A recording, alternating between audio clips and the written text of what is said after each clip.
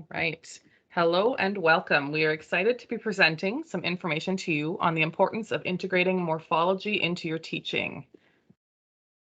My name is Sandra Litz, and together with the other literacy coaches, Brenda Anderson and Abby Mahoney, we've put together this introduction to morphology and its importance. We'll begin by looking at the background and foundational pieces. In a nutshell, knowledge of morphemes enhances our reading comprehension, our recognition of words, our vocabulary, and spelling.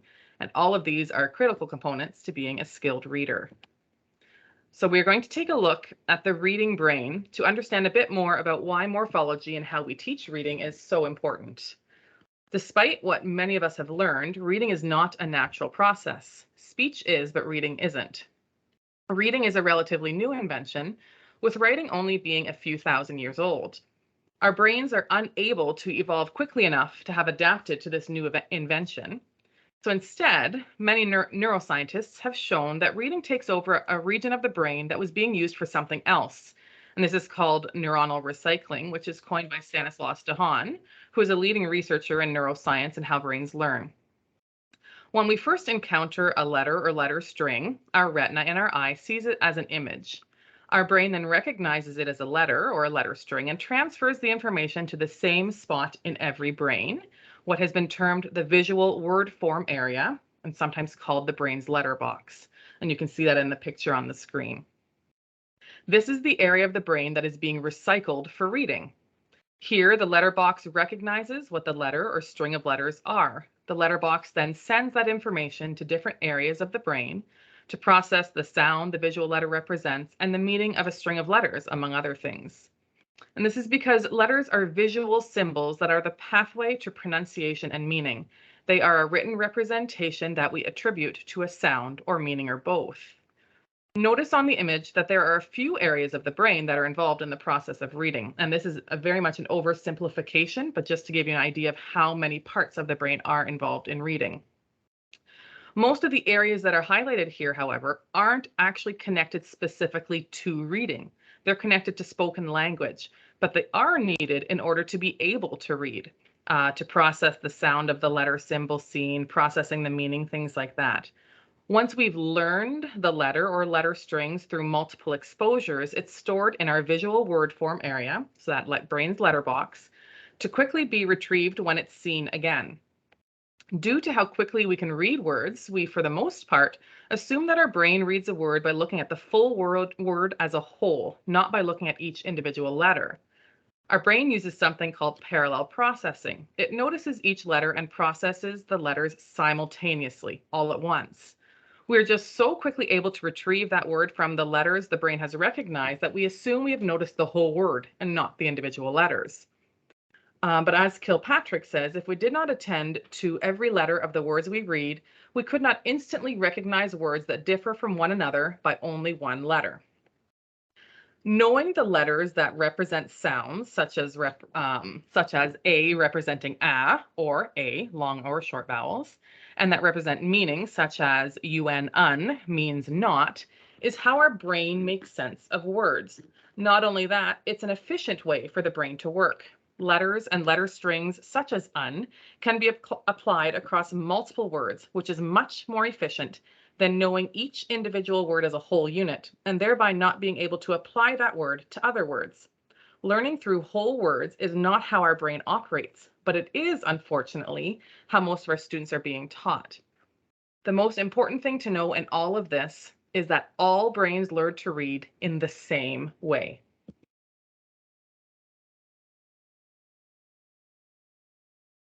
When a letter or letter string becomes known after multiple exposures, which we talked about on the previous slide, we consider that letter or string to be orthographically mapped. This is the process our brain has used to learn the string, and it's now able to be effortlessly retrieved without conscious thought. The difference for our struggling readers is that they will need many more exposures to a letter or string of letters before it's properly mapped in their brain. Many students are able to map a letter or string after approximately 10 exposures. Struggling readers may need anywhere from 40 to 400 exposures. For all readers, it's incredibly important that letters, also called graphemes, and the sound they represent, called phonemes, as well as morphological units are mapped properly. If they aren't, this will make future reading and spelling more difficult, and it will make learning more complex morphemes and vocabulary tricky, and for some, next to impossible. It's therefore important to screen our students regularly to find out what sounds and letters and strings of letters have been mapped and are solidly known, and which are not solidly grasped yet. In education, we often continue to build and add to student knowledge without checking if the foundation is solid. Unfortunately, the more we pile onto a rocky foundation, the more likely the student will continue to have struggles and fall farther and farther behind. That's why it's critical for us to pause, screen, and work on making sure all basics are known to the automatic level. They are able to be effortlessly retrieved before we add new knowledge. I'll turn it over to Brenda. Hi, so I'm another literacy coach. My name is Brenda Anderson. And so I'm going to start with the simple view of reading. So this illustration was made by Goff and Tumner that came up with this understanding in 1986. This is a multiplication equation.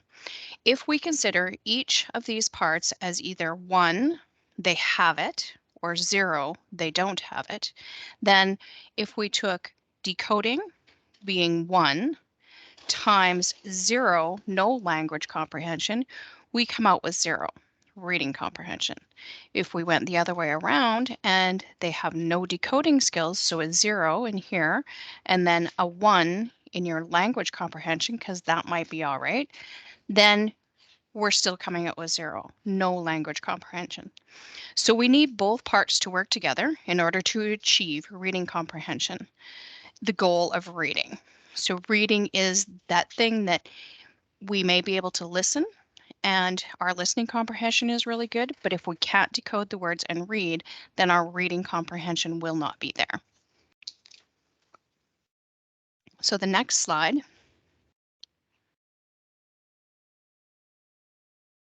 Do you want to change? Oh, there we go. This is Scarborough's rope. A few of you may have seen this before. So this gives us a really good view of what we need in order to reach that reading comprehension. So at the bottom here is our word recognition. And so this is what Sandra was talking about, that automatic recognition of the words that we see. So in that you have phonological awareness, decoding, and sight recognition. Phonological awareness is that part where we're just hearing the sounds in words. How many sounds make up that word? Can you change up a different sound in a word? Then your decoding piece is where your phonics comes in. So the letter sound recognition piece, connecting that together. Then in the end, that comes up with, if we can do this really fast, we get that sight recognition. So the word recognition. So these are the skills that we need in order to be able to get to the language comprehension of reading. So in the upper end, we have background knowledge, vocabulary, language structure, verbal reasoning, and literacy knowledge. Each one of these is a piece that has to be together. As you can see, each little twine, when they are developed and developed well and put together, then all of that equals a nice little rope that comes into reading comprehension. Morphology fits into several pieces up here. So it comes into your vocabulary, understanding what words mean, your language structure, and even into anything when you're going to read to figure out what that word is saying. So if one of these strands has little phrase in it, then we cannot get to this end goal of skilled reading. I'll turn it back over to Sandra. Thanks, Brenda. So let's now move into what morphology is to better understand its importance and the role it plays in our classrooms. So we're going to start by looking at the terms morphology and morpheme. So I've mentioned that a phoneme is a sound. In more technical terms, it's the smallest unit of sound. So b, for example, or sh. Bat would not be a phoneme. There are 3 phonemes in bat, b, a, and t. A grapheme is a written representation of that sound. So the letter B written down for b and sh for sh, for example. A morpheme is the smallest unit of meaning in a word. So phoneme is the smallest unit of sound and morpheme is the smallest unit of meaning. So some examples include what you see in the picture here. All those pieces are morphemes, the smallest unit of meaning. And if you'd like a little more information about morphology itself, it's the study of morphemes, the study of those smallest units of meaning in our words. We are often told, and I would hazard a guess that we often say things like English doesn't make sense, the word breaks the rules, etc. However, it's time we stop saying this. It isn't that English doesn't make sense, it's that English is a complex language, and we often don't understand those complexities because we haven't been taught them. It's almost astonishing that 96% of our language can be explained through phonemes, graphemes, and morphology, including language of origin. And we're often telling our students the opposites. It's not logical, it doesn't make sense. But 96 is an incredibly large percentage. So we're doing a disservice to our students if we're telling them that English doesn't make sense and we just need to remember the word. Instead, we should be breaking the code of English for our students, teaching them about our language so they can access it and understand. One incredibly important part of that teaching is morphology. Think of it in this way. We often say that in grade 3, reading switches from learning to read to reading to learn. This often means that we're stopping teaching how to read when students reach grade 3. It's hard to imagine that a grade 3 student has all the skills they need to read grade 12 level texts, for example, and beyond that even. But somehow we've come to believe exactly this, that stopping the teaching of how to read makes sense. Unfortunately, this is when content language in grade 3 and up begins to dramatically increase. So it's no wonder that we say things like it just doesn't make sense when we're trying to help students tackle decoding harder content. We are forgetting that we haven't actually taught students how to read at this level. This is a critical part of education that has mostly been missing for many years. One of the ways we can support the continued teaching of decoding skills is by doing things like explaining the reason for a specific sound, sounds, or spelling. When we give meaning and reasons, it's like we're giving our students Velcro, providing them with multiple pieces of information to connect items in their brain, stick them together, and add more new information to it. The Velcro keeps collecting those pieces of information. These reasons and meanings provide a why for students, and many students remember things better when there is a reason and they know that reason. So we've provided you with some of the reasons why teaching morphology is important. We know that the brain learns through letters and letter strings, not through whole words. We know that skilled reading develops through two areas, word recognition and language comprehension. And morphology falls into the area of language comprehension. We also know that English is logical when we teach using phonemes, graphemes, and morphemes. But now let's dig further into our why we should teach morphology. First, morphology helps students read words with multiple syllables. It gives a student information on the meaning and pronunciation of the syllables and word. It also provides information about the etymology of the word, which is the history of it. And knowing that history can provide a lot of information about the meaning, the pronunciation, and or the spelling of a word. For example, a common morphological unit that is known to us is ology.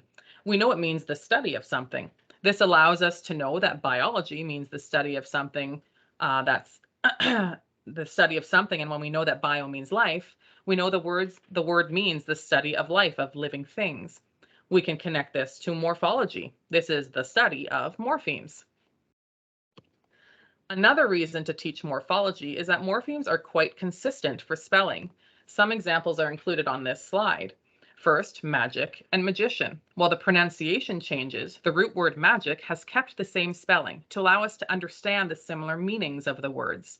Another example is in the word sign. If we were to spell it in a more logical way, such as S-I-N-E, it would lose its meaningful relationship to the word signal and signature. This is why we keep the spelling with the G to signify that relationship and allow us to understand what the word means. We also have the example of the word health. The A remains in the word to allow it to stay connected to its root, heal. Morphology and consistent spellings help our brain categorize. Our brain likes patterns and often sorts and categorizes what it is learning or has learned.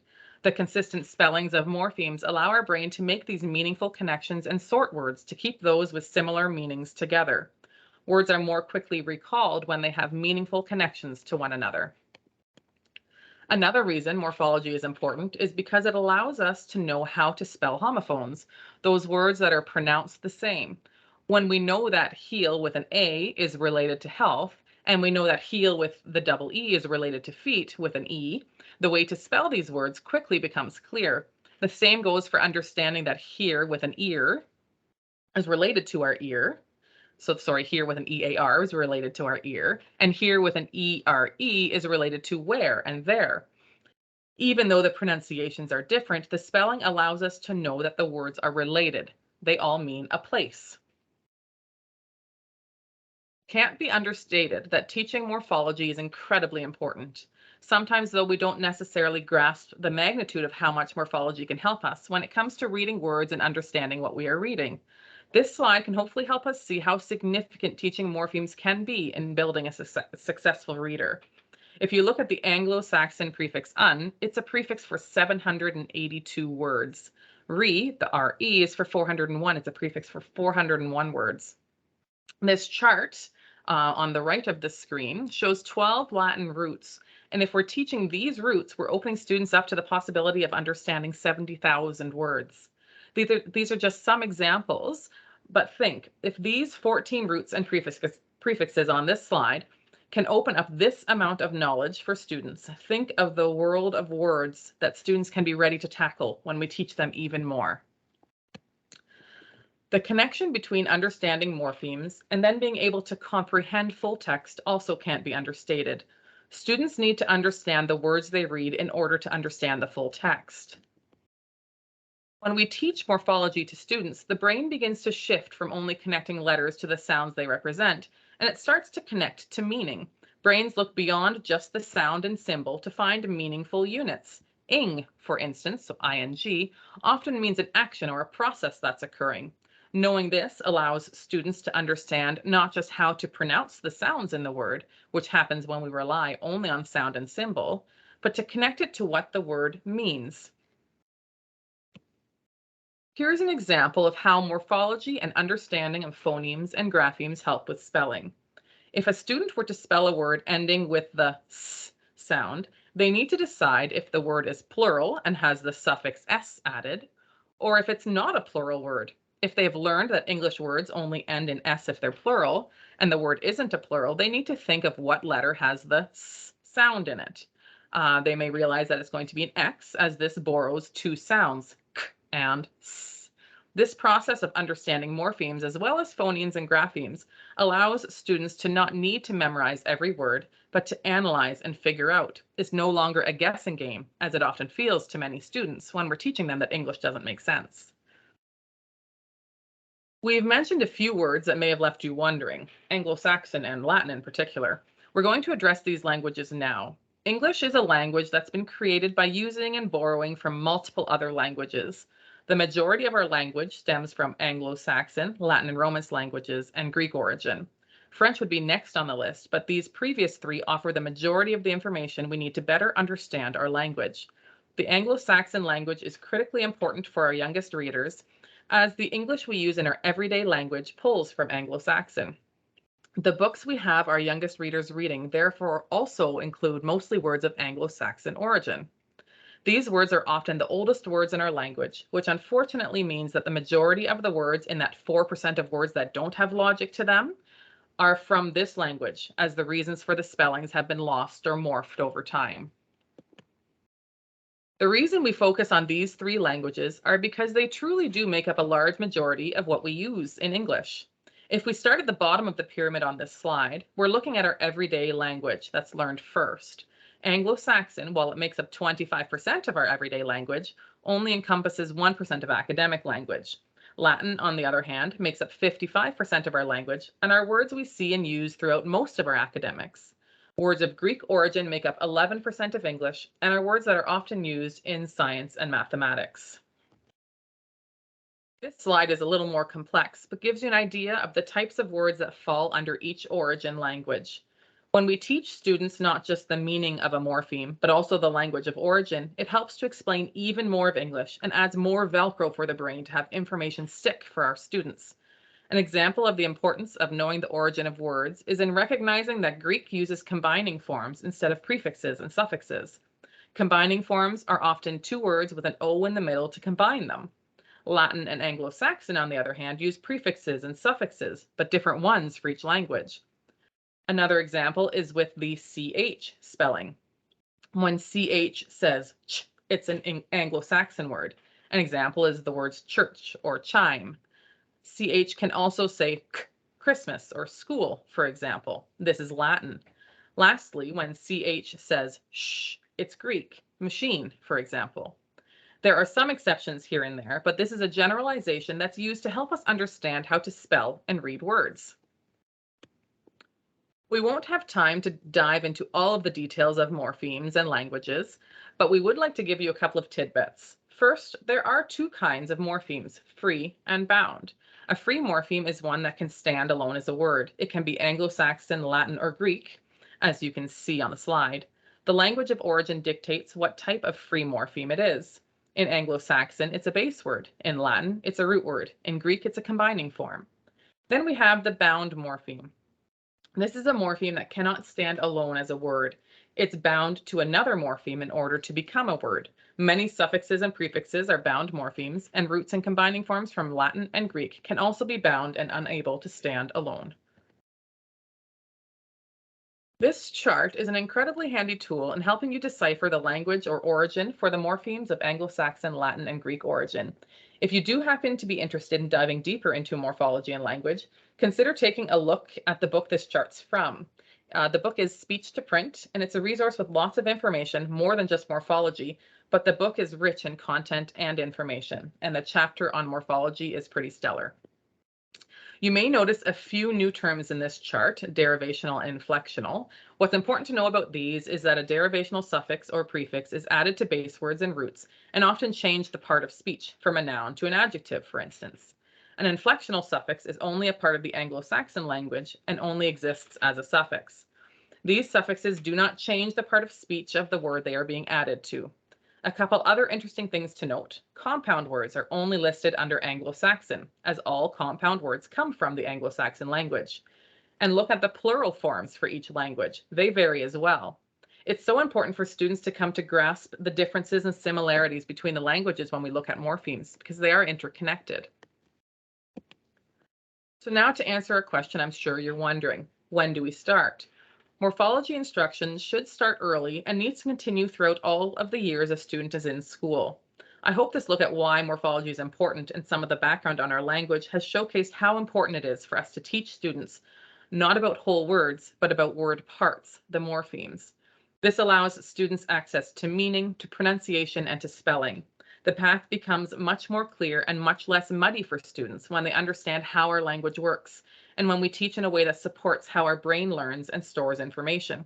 Louisa Moats is the author of Speech to Print, the book I referenced earlier, and she's an expert in the area of what scientific research has discovered and knows about our brain and what our brain does to learn and how it remembers what it's learned.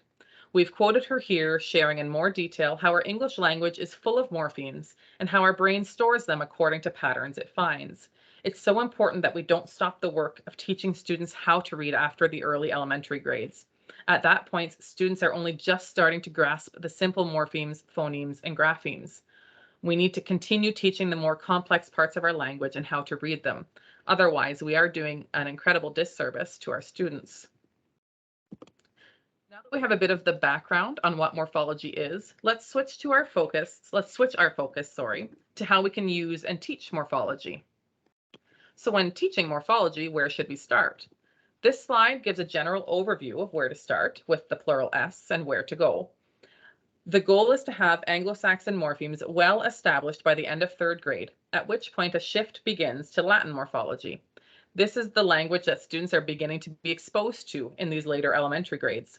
Once the Latin morphemes are well established, you can start integrating Greek morphology into your teaching.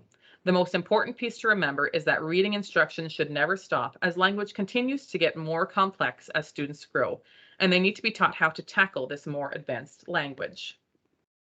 I'm now going to turn it back over to Brenda. Okay, so what students need to know and examples and application to teaching.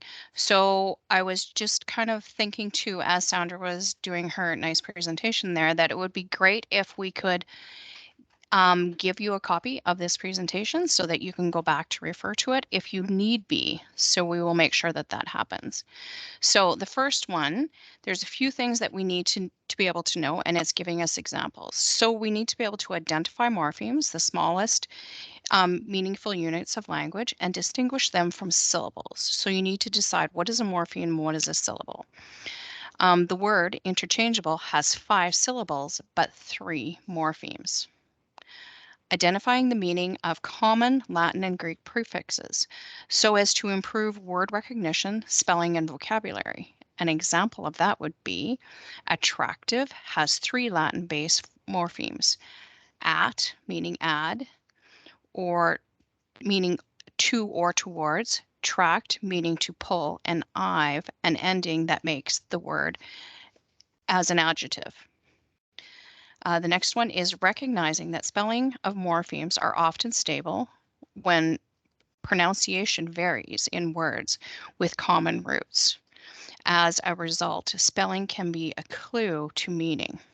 Express and expression, legal, legislative, inspire, inspiration, nature, and natural. So the next slide. So the next one is that you need to teach inflectional suffixes ed, s, ing, and s early, as it is necessary for changing tenses, number, and degree, but they are linguistically challenging. Example, the past tense ed has 3 pronunciations, t, d, and ed, depending on the last of the last sound of the word at which it is added. As example, wished, climbed, and planted.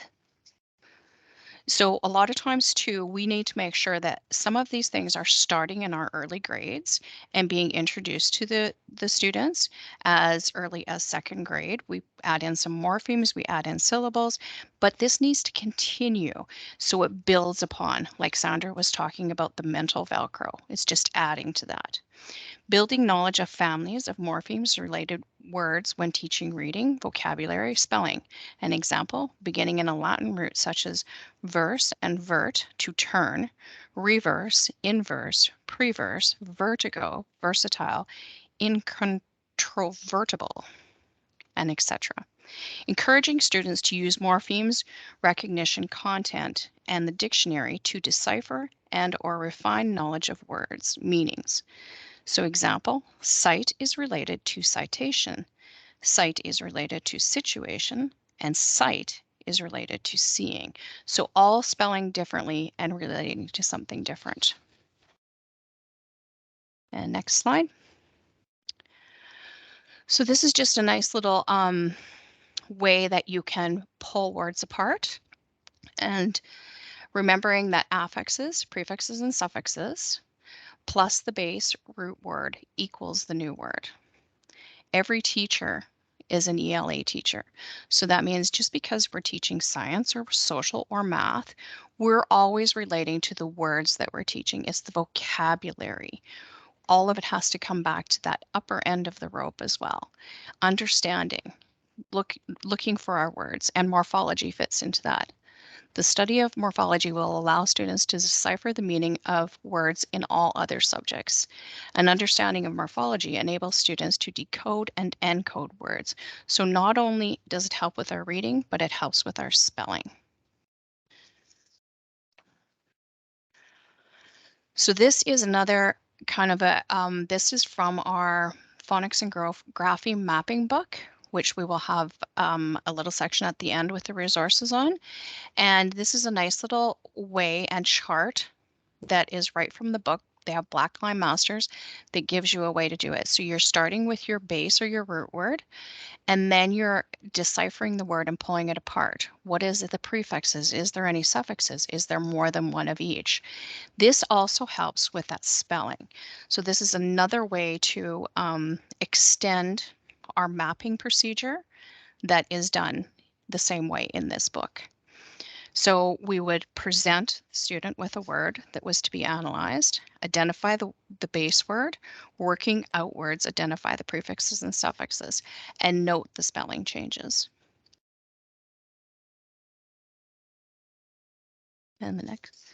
Okay, so this is just another example when we're noting the spelling changes, as we talked about the endings of the ED.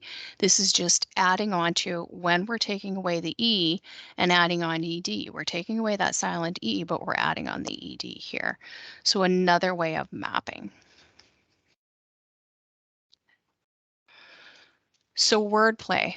If we can get students interested in playing with words and language, then we are at least halfway to the goal of creating and sorting the sort of word consciousness. Students will make words a lifetime interest. So we're not looking at a word as a whole. We're picking it apart, always picking it apart for the sounds and the parts that are in that, the letter strings.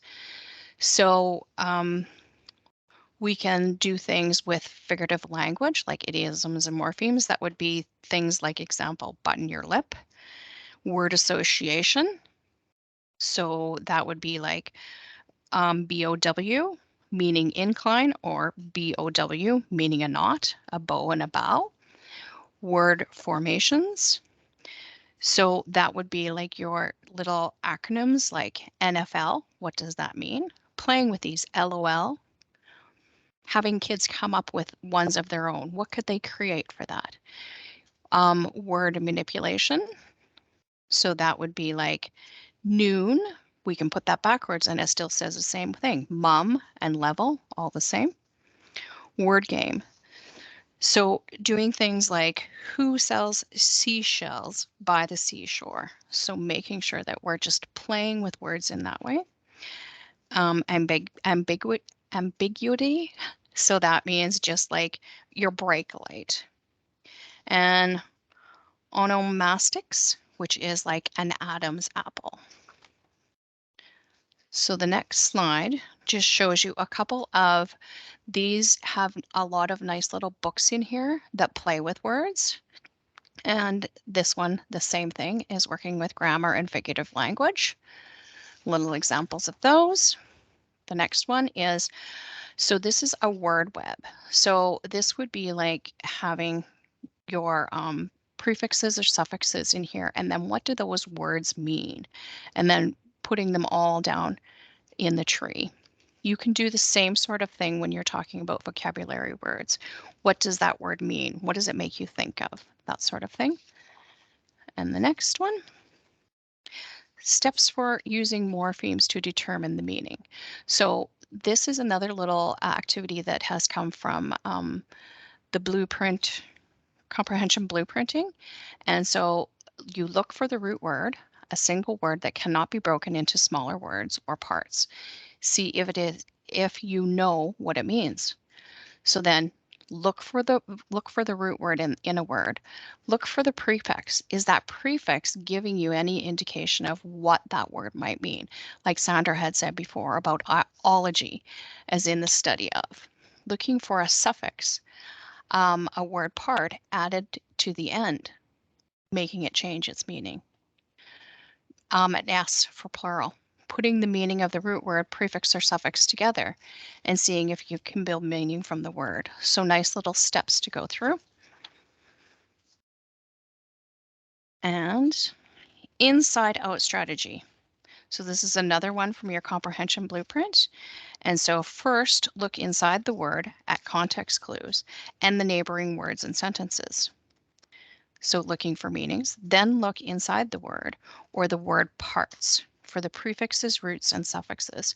And we teach the same thing when we're teaching decoding too. We're not looking at words as wholes, we're looking at words as parts. Pick out the things that you really know already. Next, reread the section and keep the meaningful word parts in mind. Make an inference. Do you think you know what it might mean? So our next slide here is just a few of the resources that we have here. And this one is your Morpheme Magic, which is a really good book. This Phonics and Spelling Through Phoneme Graphemes is one that we use a lot in the decoding pieces, and we talk a lot about in the Science of Reading. Speech to Print. Sandra had already mentioned this one. Louisa Moats, really great book to get in, to dive into finding out exactly what each part means and how to use it. And the Blueprint Comprehension, that is taking each part of that rope and putting it together. So they'll tell you how to use the morphemes and how to use everything else to make meanings from words. And the last one is Logic English. That one, maybe Sandra, can you talk about that one? Yeah, for sure. This is uncovering the logic of English. So this book is wonderful because it gives a lot of the reasons for certain spellings. So for an example, there's a whole chapter on the silent E at the end of the word, and it explains all the rules and reasons for that silent E. It isn't just to make a vowel say its name. There are other reasons. There might have been an E added to the end of a word. So this book gives a lot of information about the logic behind our spellings. Yeah, the same with this phonics through and spelling through phoneme grapheme. It explains exactly each little piece and what it needs and builds upon it. And then we have stuff in our resource bank as well. And then our last slide here. So these are just a few sites that you can go to. The first two sites contain games that you can play with your students and help them have fun practicing their knowledge of morphemes. The pictures are linked. So these are all linked. This won't happen though when we give them a copy of but I'm sure with this you will be able to go and search. This last one here is actually on our resource bank, this solving. And it gives you lesson plans.